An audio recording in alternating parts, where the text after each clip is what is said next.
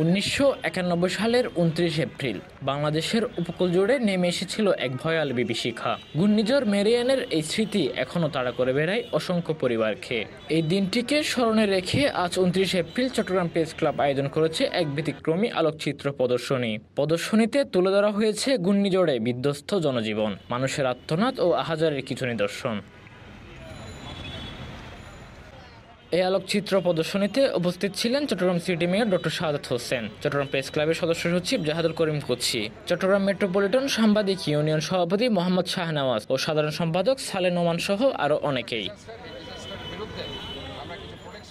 প্রধান অতিথির বক্তব্যে মেয়র বলেন, ১৯৯১ সালের ঘূর্ণিঝড় আমাদের উপকূলকে যে তাণ্ডবের মুখে ফেলে দিয়েছিল তা কোনোদিন ভুলে যাওয়া সম্ভব নয়। তিনি আরও বলেন, পরিবেশের ভারসাম্য রক্ষায় চট্টগ্রামের ৪১টি ওয়ার্ডে রোপণ করা হবে ১০ লক্ষ গাছ।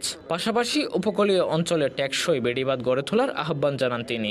গাছ আমাদের কত পরম বন্ধু, যেটা আমাদেরকে অক্সিজেন দিচ্ছে। আমাদের দূষিত কার্বন ডাইঅক্সাইড গাছ আজকে সেটা ধারণ করছে। কাজে এই যে সংশ্লেষণ প্রক্রিয়ার মাধ্যমে আমরা আজকে বেঁচে আছি, সেটা গাছের অবদান। মহান রব্বুল আলামিন এই ধরনের একটা বিশাল রিসোর্সেস আমাদের মধ্যে দিয়েছে। কাজে আসুন আমরা গাছ লাগাই, আমরা প্রকৃতিকে বাঁচাই এবং শহরকে বাঁচাই। প্রদর্শনীতে ৫০টি দুর্লভ ছবি প্রদর্শিত হয়, যা নতুন প্রজন্মকে দুর্যোগ সচেতনতা ও পরিবেশ রক্ষার বার্তা দেয়। এমন উদ্যোগ শুধু স্মৃতিচারণ নয়, বরং ভবিষ্যতের জন্য একটি সতর্কবার্তা। দুর্যোগ মোকাবেলায় আমাদের প্রস্তুত থাকতে হবে পরিবেশ বান্ধব পরিকল্পনার মাধ্যমে। Desk report, citizen news, Chittagong.